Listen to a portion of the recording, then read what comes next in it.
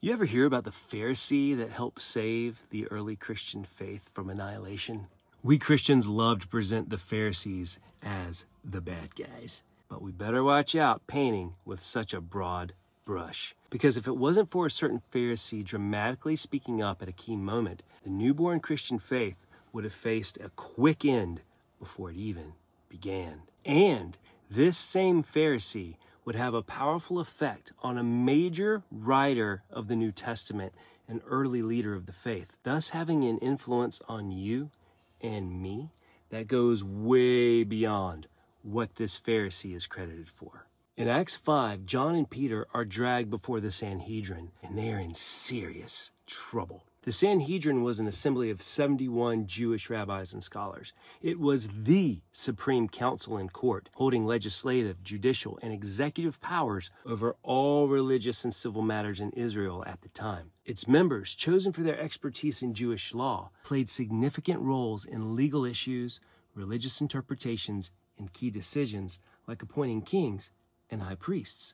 These guys were the creme de la creme of Jewish religious society. And here was John and Peter, disciples of a man who had been recently executed and supposedly raised from the dead, troublemakers, scoundrels, blasphemers, dragged before this high and mighty noble council because they had been commanded to stop preaching in the name of Jesus or face the repercussions. And they didn't really listen. So the Sanhedrin's like, hey, we told you to shut your face about this Jesus thing.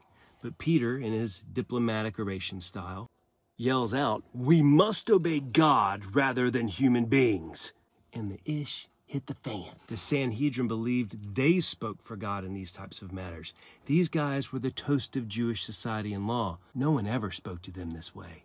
And this isn't really a good comparison, but imagine if you were pulled before the members of the U.S. Senate on a treason charge and you yelled out, yeah, I'm guilty of what you're saying, but I answer to a higher authority, so I'm going to keep doing what I'm doing. So suck it, Senator. You don't speak for the true power in this land. So immediately, some members of the council are like, okay, now we're just going to kill you. And a fracas breaks out. And in the middle of this commotion, with the apostles' lives on the line, appears a Pharisee named Gamaliel. And he orders Peter and John to be removed from the room, calming the situation. So let's read between the lines. This guy obviously has mad clout. Acts 5:34 says Gamaliel was honored by all the people. But this wasn't a calm place at that moment. There's yelling and threats and anger. But Gamaliel is powerful enough to step into the middle of this ruckus and immediately put a stop to things. In my mind, it went something like this. Silence! Again, that's not based on historic fact, just how I like to imagine it. And once Peter and John are removed from the room, Gamaliel surprisingly comes to the defense of Peter and John and says, in the present case, I tell you, stay away from these men and leave them alone. For if this plan or this work is of human origin, it will fail. But if it is of God, you will not be able to overthrow them. You might even be found opposing God. And the council listens. So they have Peter and John beaten, command them to again not speak about Jesus, like they thought that was actually going to happen, and they let them go. This is a big deal. These guys were worthless to the council. In their eyes, they were nobodies, blasphemers facing death, and a powerful Pharisee steps up in court, calms the situation, and defends them. So who is this guy? Gamaliel was the grandson of the renowned Rabbi Hillel, and like his grandfather, he had a reputation for adopting a more lenient interpretation of the law compared to his contemporaries. Because yes, even in the ranks of the Pharisees, there were different positions of interpretation. And according to tradition, and remember, tradition is a bit different than historic fact, and if you didn't know that, that's a conversation for another time. Gamaliel succeeded his father and grandfather as president of the Sanhedrin.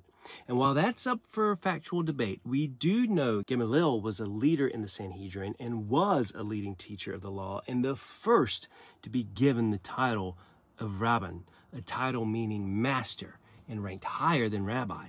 And he also held the title of the elder. And this is the guy that stepped in and saved the apostles' lives, and thus the beginning of the Christian movement. If not for Gamaliel, the whole shebang would have been over before it ever even begun.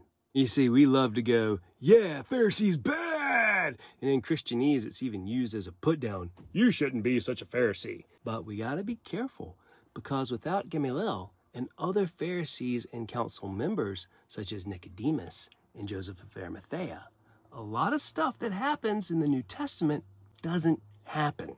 And let's not forget about a certain Pharisee named Saul of Tarsus, now known as the Apostle Paul. And who did Paul say that he learned under?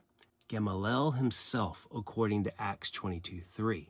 It was that pedigree that allowed Paul to preach in synagogues and temples during his travels, and for his words to be given credence. Furthermore, Paul's extensive knowledge of the Torah and law that he received under Gamaliel's tutelage became instrumental in Paul's depiction of Jesus Christ as the ultimate fulfillment of the law. And while there's debate in the Jewish community on whether Paul really learned at Gamaliel's feet, according to Paul, he did. And I find it rather interesting that according to the book of Acts anyway, the influence that this Pharisee and member of the Sanhedrin had on not just Paul, but Peter and John, in keeping them alive.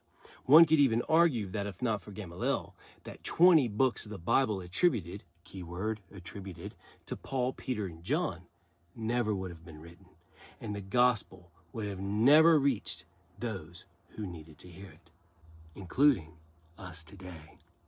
God bless. See you soon.